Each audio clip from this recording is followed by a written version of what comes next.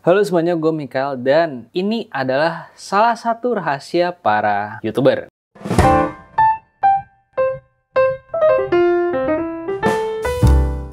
Ya, ini adalah sebuah monitor eksternal dari Desview ya. Ini yang tipe R7 Plus. Selain R7 Plus, mereka juga ada yang tipe R5, itu lebih kecil ya. Ini didominasi oleh warna hitam. Lalu di sini ada keterangannya, ini ada touchscreen.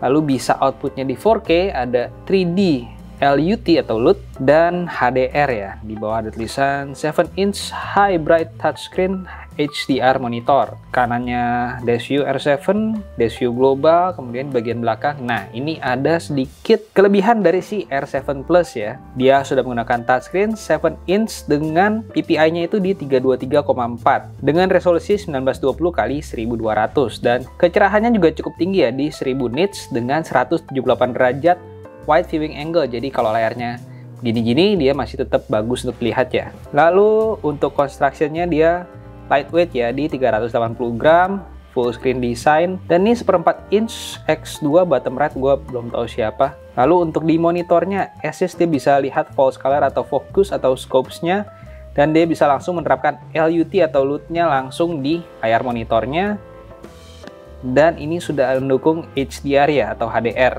Oke, nggak pakai lama, yuk kita buka aja ya si Desview R7 Plus-nya ini. Nah, ada hitam-hitam lagi. Kita lihat, iya, langsung disambut oleh si Desview R7 Plus-nya ya. Design for Revolution, setebal ini kira-kira. Kita pinggirin dulu. Di bawahnya dapat apa lagi? Ini, oh, nyangkut.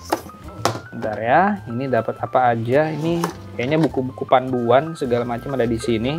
Ini ada buku panduannya yang ada beberapa bahasa ya. Jangan lupa untuk dibaca biar kita tahu bisa ngapain aja. Lalu di sini ada apanya ini? Ini, oh, ini untuk di atasnya, ini untuk hoodnya ya, biar meredam sinar-sinar yang datang dari luar. Ini untuk hoodnya nanti. Kemudian di sini ada apa lagi? Ini apa? Lembek-lembek. Wah, pouchnya ya. Nah, sebesar ini. Kemudian di sini ada, ini apa? Ah, ya ini buat silikon pelindung samping-sampingnya, ini casingnya ya kalau mau dibilang ya. Casingnya lembut dan cukup tebal. Ini dapat apa lagi? Ini dapat apa nih? Kain microfiber yang warnanya orange, kebetulan sama dengan warna backgroundnya ya, orange. Lalu di sini ini ball headnya ya. Kita lihat ya, ini untuk atasnya untuk menyambungnya buat nanjapin monitor ke hot shoe. Lalu di sini ada jatuh kabelnya, kabel apa? Ini kabel apa ini? Gue masih belum tahu ini kabel apa, cuman kalau nggak salah baca ini kabel DTP deh kalau nggak salah. Oke. Lalu di sini ada kabel apa lagi? Ini banyak kabel konektor ya, karena di beberapa tipe kamera itu ada yang pakai micro HDMI. Ini termasuk yang tuh. Ini HDMI tuh micro HDMI ya, ini doang panjangnya. Kita lihat lagi, ini kita juga dapat yang namanya USB flash disk ya, ada tulisannya Desview, nggak usah dibuka lagi, gini aja ya, USB flash disk Desview yang besarnya di sini nggak kelihatan besarnya berapa ya. Lalu ini ada obeng bintang 5-nya ya, nih obeng bintang 5-nya tuh L, obeng L-nya. Nah, di sini masih ada lagi kabel satu, ini untuk HDMI juga, cuman ini ada penghubung dari HDMI ke mini HDMI mungkin ya. Ini gua nggak familiar sih dengan kabel ini. Yang panjangnya ya kira-kira segini ya.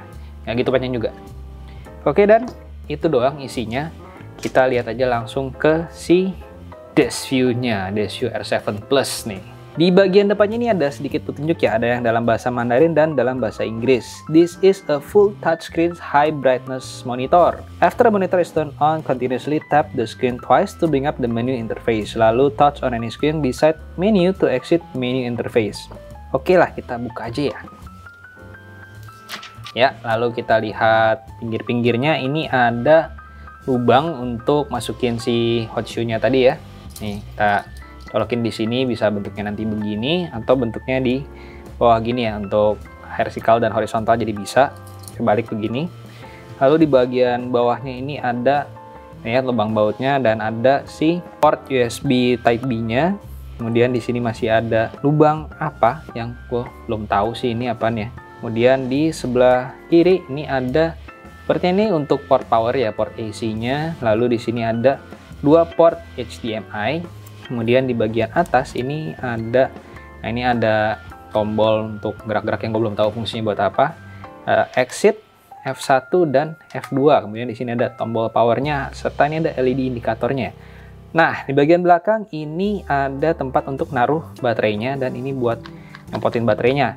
Di paket penjualan, lu tidak mendapatkan baterainya ya. Ini buat bekerja bisa dicolokin dengan AC adapter atau dicolokin dengan baterai. Nah, baterainya itu ternyata dijual terpisah. Gue juga udah beli baterainya, bentar, gue ambil. Ini baterainya ya, baterai pack NP-F960 atau NP-F970, 6600 mAh. Dan sebesar ini. Ya, ini cukup besar ya. Nah, ini cara pasangnya, kita tinggal colokin lalu tek.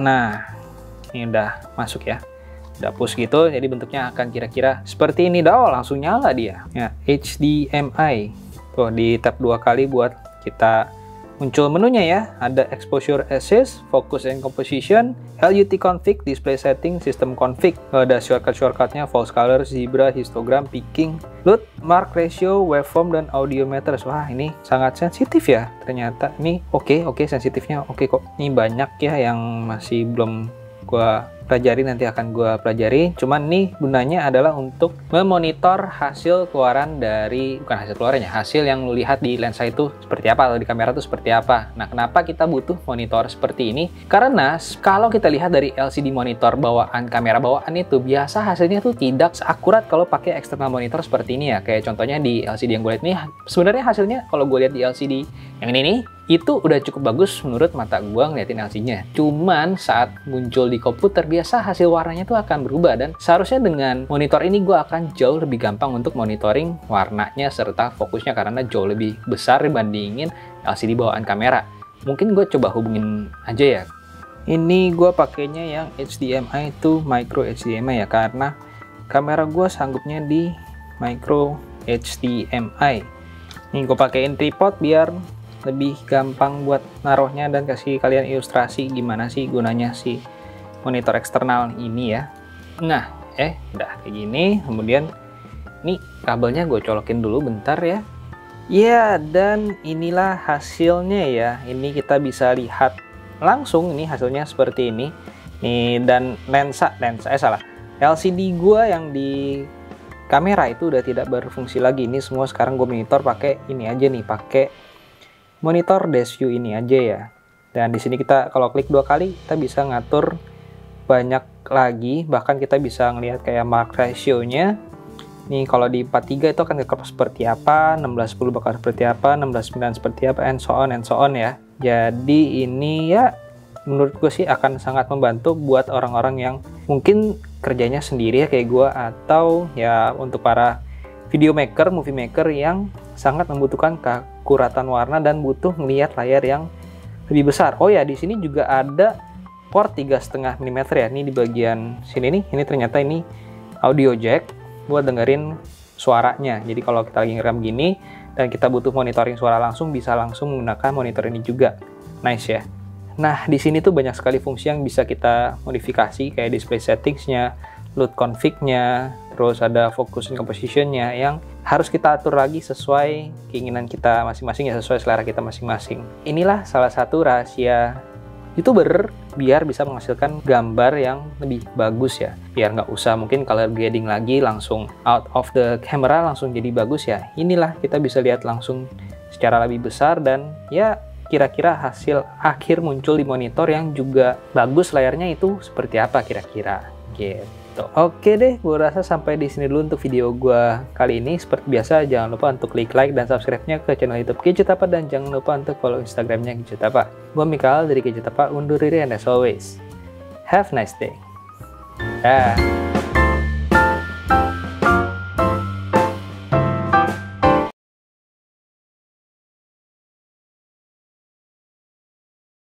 Nih, bagus banget ya gambarnya kayak gini. Enak lihatnya. Makin produktif dah. Nah.